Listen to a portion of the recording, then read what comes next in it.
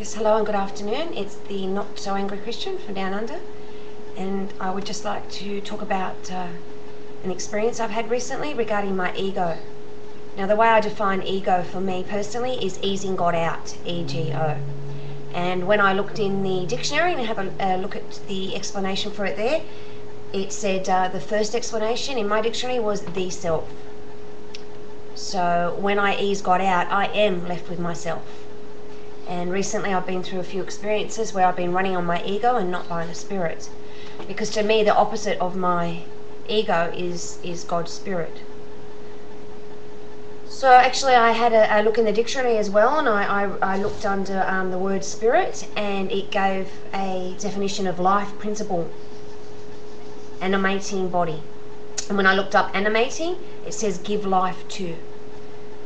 So I was very moved when I read that, because it makes a lot of sense to me that when I run on my ego and I ease God out, I'm left with myself. When I run by the Spirit, I'm given life too. And I am enlivened was another explanation from it, and I become alive and I live by the Spirit, and we know what the fruits of the Spirit are. To get me to talk about this afternoon, I've been in a place of pain through my ego, and I have to work on this on a daily basis. So I can give you some examples. When I run on my ego, I want to check YouTube and see if anyone else has watched my video. When I run by the Spirit, I wonder, has anyone gotten anything valuable or have been moved by the Spirit and got something spiritual from one of my videos? So ego, Spirit. Another example, let me see. Oh look, there's so many. I have so many. I have to work on my ego on a daily basis, and I guess another way to explain my ego is my will, as opposed to God's will for me. So I really, it's something I struggle around every day. I'd just like to read a scripture now. It's 2 Corinthians 3:17.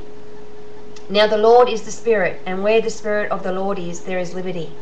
So when I allow the Spirit to work through me and keep the Spirit as my constant companion, liberty, I'm at liberty. So I'm free, because when I run on my ego and it's all about me and wanting to promote myself, it's I end up being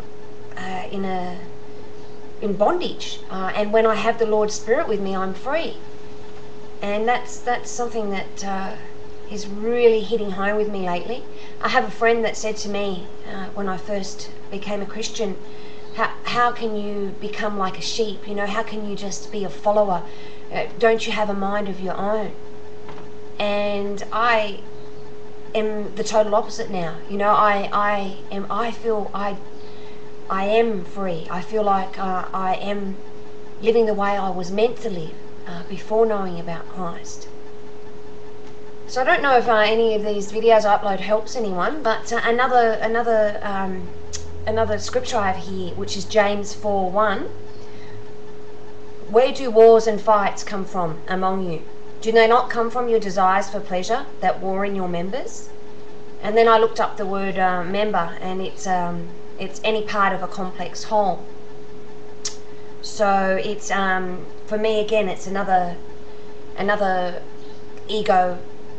James to me is talking there about another ego or spiritual thing, because any part of a complex whole is any part of our members, and that can be our flesh, because a flesh is a part of a complex whole. And when I personally live in the flesh is when I'm running on my ego. So I just have written down a few more scriptures here. Another one is Psalm 78:8, and may not be like their fathers, a stubborn and rebellious generation, a generation that did not set its heart aright, and whose spirit was not faithful to God. So yeah, that's another scripture that I looked up. And another one is 1 Peter 2:11. Beloved, I beg you, as aliens and strangers in the world, to abstain from sinful desires which war against your soul. Now that to me is also right in front of me, that it's a daily thing that I have to do. I have to work on handing over my will on a daily basis, because for me personally, I take it back throughout the day, and if I take it back, that's when my ego kicks in. So being a new Christian and wanting to do the right thing or not do the right thing, it's for me, it's like, before, if I had a ran on my ego, I didn't even realize it. But now when I'm doing it, I'm being convicted by the Spirit that I'm doing it.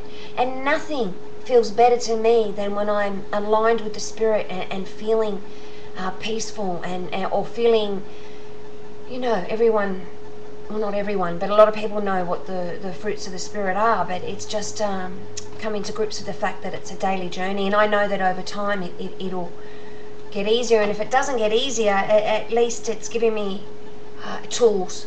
I have tools now. I know it might be a pretty layman's term to explain what's happened, but having these tools, these scriptures are helping me know what to do in certain situations. So I might just leave it there. So thanks very much.